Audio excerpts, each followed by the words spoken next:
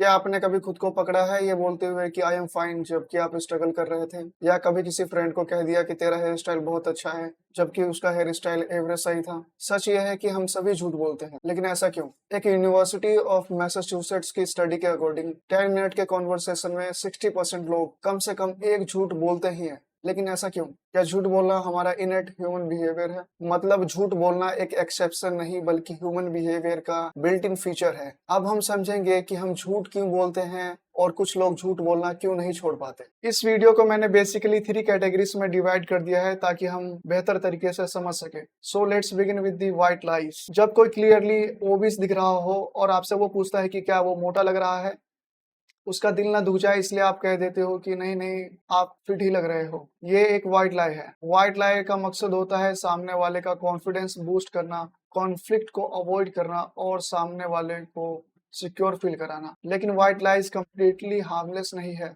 ये highly conditional और contextual है कि व्हाइट लाई हार्मलेस है या नहीं है। सैम हैरिस अपनी बुक लाइंग में कहते हैं कि छोटी छोटी झूठ भी समय के साथ ट्रस्ट को वीक कर देती है और ट्रस्ट एक ऐसी इनविजिबल थ्रेड है जो कनेक्शंस को बचा कर रखती है। जब आप झूठ बोलते हो चाहे आपकी नीयत अच्छी हो, जैसे कि आपने ओबिस वाले एग्जांपल में देखा, आप उस इंसान से रियलिटी तक पहुंचने का हक छीन रहे हो।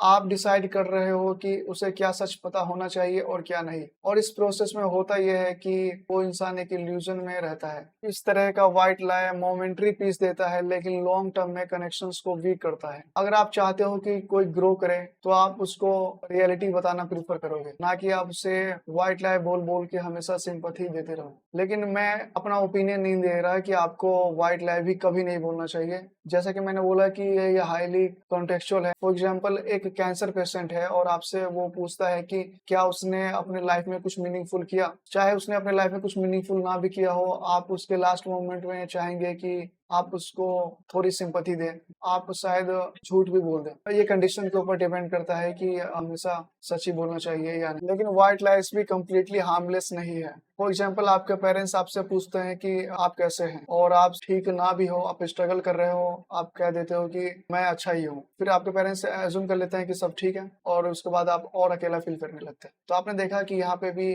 झूठ बोलने का नेगेटिव इफेक्ट दिख रहा है। क्या आपको पता है हमारे ब्रेन का एक हिस्सा एमिगडुला जो कि फियर, एंजाइटी और गिल्ट के लिए रिस्पॉन्सिबल होता है, अगर हम बार बार झूठ बोलते हैं तो इस ब्रेन के हिस्से का रिएक्शन वीक हो जाता है और ओवर टाइम में गिल्ट और एंजाइटी फील नहीं होता। इस प्रोसेस को हम इमोशनल डिसेंसिटाइजेशन कहते हैं। लेकिन एक बात नोटिस करने वाली ये है कि हम हमेशा झूठ दूसरों को प्रोटेक्ट करने के लिए नहीं बोलते, हम कभी कभी झूठ अपने फायदे के लिए भी बोलते हैं। इसे कहते हैं सेल्फ सर्विंग लाइज। और सेल्फ सर्विंग लाइज के पीछे मेनली 3 रीजंस होते हैं: गिल्ट, फियर या एंजाइटी। या कभी कभी हम सेल्फ सर्विंग लाइज इसलिए भी बोलते हैं क्योंकि सच बोलने से हम एक्सपोज हो जाते हैं। और हर सेल्फ सर्विंग लाई के पीछे एक स्टोरी छुपी होती है, गिल्ट की, फियर की या एंजाइटी की। और हम झूठ इसलिए बोलते हैं क्योंकि जो हमारा स्टोरी का रियल वर्जन है उससे ज्यादा इंप्रेसिव हमें हमारा फेक वर्जन लगे। लेकिन प्रॉब्लम यह है कि जब आप अपनी ही स्टोरी को बार बार एडिट करते हैं तो आप ये समझ नहीं पाते कि आप कौन हैं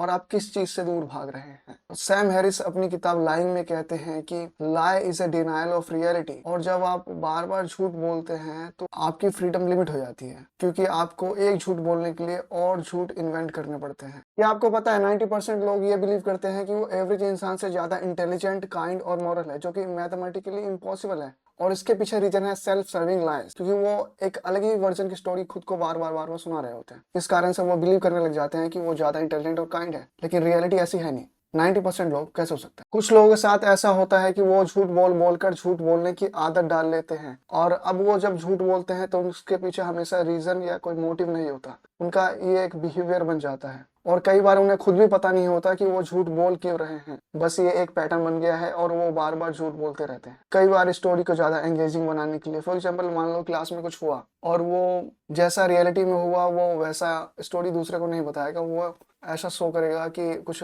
कुछ इमेजिनरी एलिमेंट्स ऐड कर देगा ताकि वो स्टोरी और एंगेजिंग लगे। अगर साइकोलॉजिकली सेल्फ सर्विंग लाइज को देखा जाए तो इसका रूट कॉज चाइल्डहुड में होता है। जब बच्चे को ये समझ आ जाता है कि सच बोलने से पनिशमेंट मिलेगी और उसके साथ ऐसा बार बार होता है तो उसका माइंड उसे ये कहता है कि सच मत बोलो, सेफ रहो, और फिर वो एक ये पैटर्न सीख लेता है और जब ये बच्चा बड़ा होता है तो उसके एडल्टहुड में भी ये देखने को मिलता है। जो लोग कंपल्सिव लायर्स होते हैं ना, उनको कई बार खुद भी ये पता नहीं चलता कि वो झूठ बोल क्यों रहे हैं, बस वो आउट ऑफ हैबिट बार बार झूठ बोलते रहते हैं। इसलिए बच्चों को बार बार सच बोलने पर, भले ही उसने कुछ ज्यादा गलती कर दी हो, उसको पनिशमेंट देने से बचना चाहिए, क्योंकि आप उसके सच बोलने पे उसको पनिश कर रहे हो तो वो झूठ बोलेगा खुद को बचाने के लिए। ये एक सेल्फ सर्विंग मैकेनिज्म बन जाता है। इसे कहते हैं कंपल्सिव लाइंग। जब झूठ बोलना हमारे कंट्रोल में नहीं होता, ये एक पैटर्न बन जाता है और हम बिना किसी रीजन, बिना किसी मोटिव के भी झूठ बोलते रहते हैं बार बार। हे गाइस, ऐसे ही ऑनेस्ट और डीप कॉन्वर्सेशंस के लिए आप इस चैनल को सब्सक्राइब कर सकते हैं। So like and subscribe. Thanks for watching.